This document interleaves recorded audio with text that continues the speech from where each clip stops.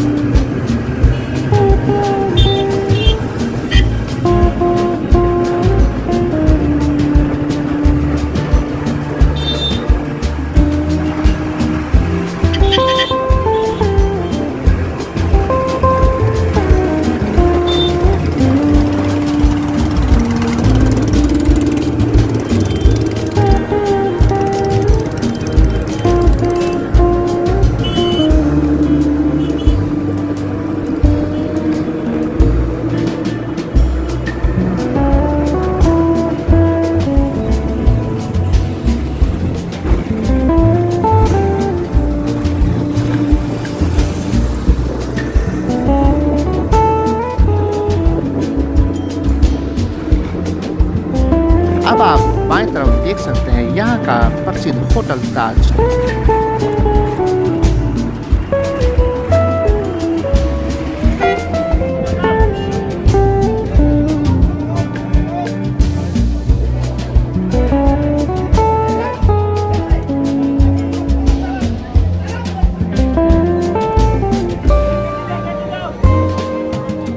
हम पहुँच चुके हैं इस हुगली नदी के किनारे और यहाँ से हम जाएंगे दूसरी तरफ स्टीमर के द्वारा।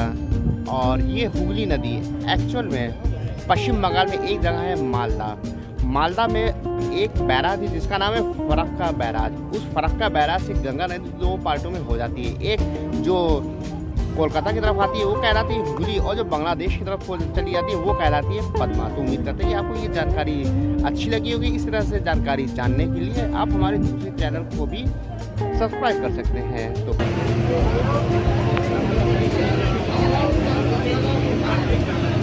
ये सारे जितने भी टावर आपको यहाँ पे दिखेंगे वो सारे के सारे बिजली के टावर हैं।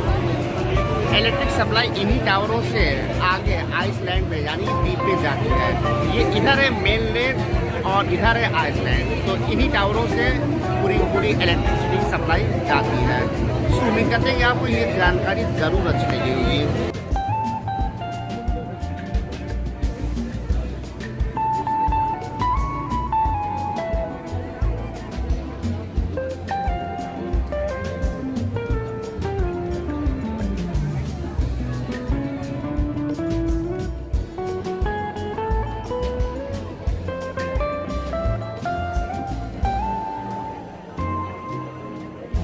सागर में पहुंचने के बाद हमको जो रूम मिला है, आइए इसका एक टूर करा देते हैं आपको। ये है रूम हमारा, आप देख सकते हैं ऊपर एसी लगा है, पंखा भी है, सामने ड्रेसिंग टेबल भी है और ये बेड है। अब आपको दिखाने वाले हैं यहाँ का वॉशरूम। स्पेशियस वॉशरूम आप देख सकते हैं किस तरह से एक अच्छा वॉशरूम है। सिर्फ एक रात की बात है, तो उम्मीद है आपको ये रूम पसंद आया होगा।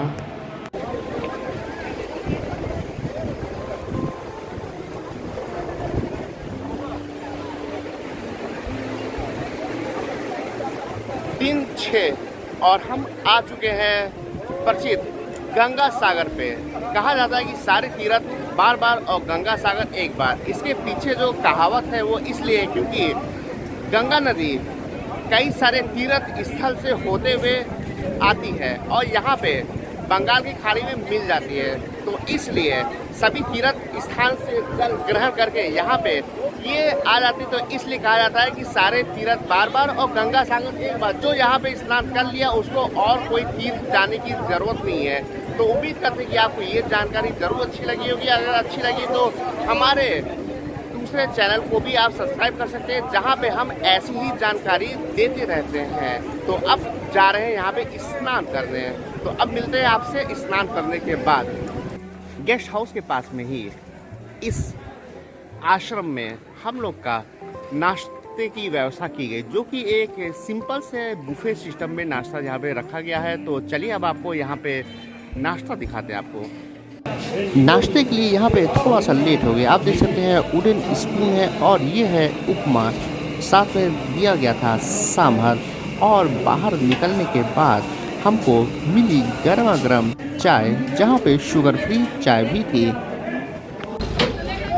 गंगा सागर एक्चुअल में आता है काकद्वीप एक जगह है और ये सारी की सारी जगह आती है 24 परगना जिला में। ये कोलकाता में ना होकर 24 परगना जिला में है।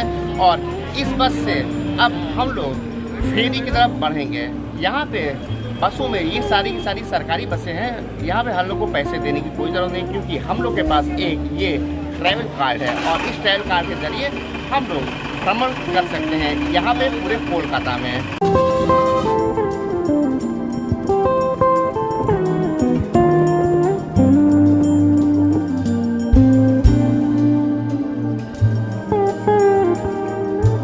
अब यहाँ पे आ गए हैं जहाँ से हमको फेरी मिलेगी और फेरी से ही हम लोग जाएंगे उस पार। तो चलिए आपको दिखाते हैं इस फेरी को।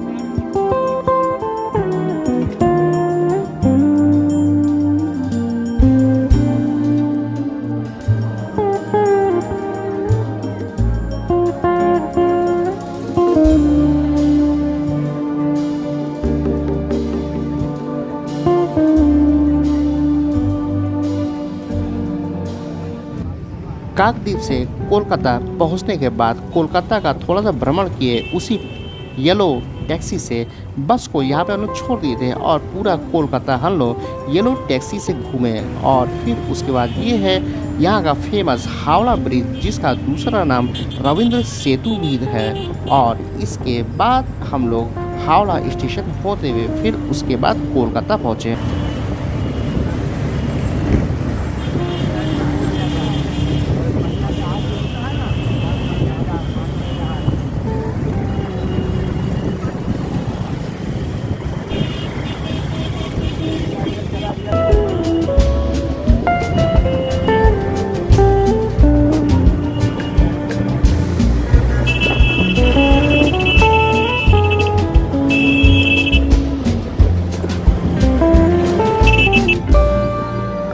आ गए हैं हावड़ा स्टेशन पे।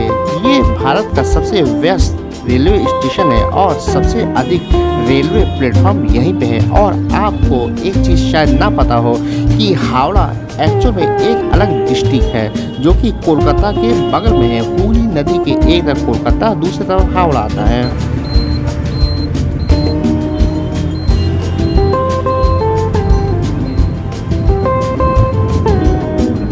हावड़ा स्टेशन से घूमने के बाद अब हम लोग कोलकाता रेलवे स्टेशन की तरफ बढ़ चल रहे हैं।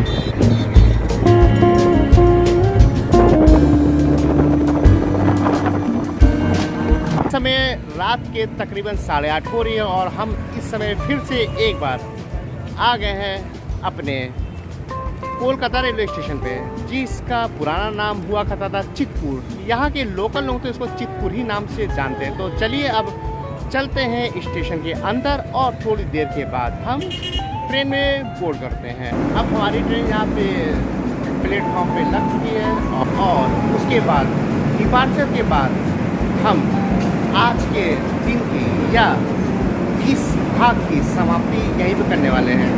आपका नाम? क्या आपका काम होता है? काम क्या करते हैं आप इसमें?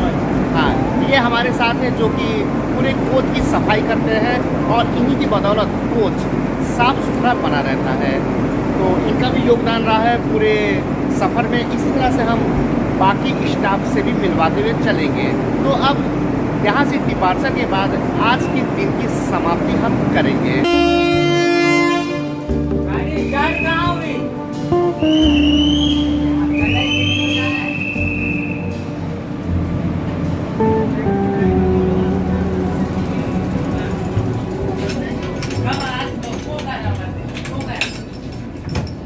कितने का है?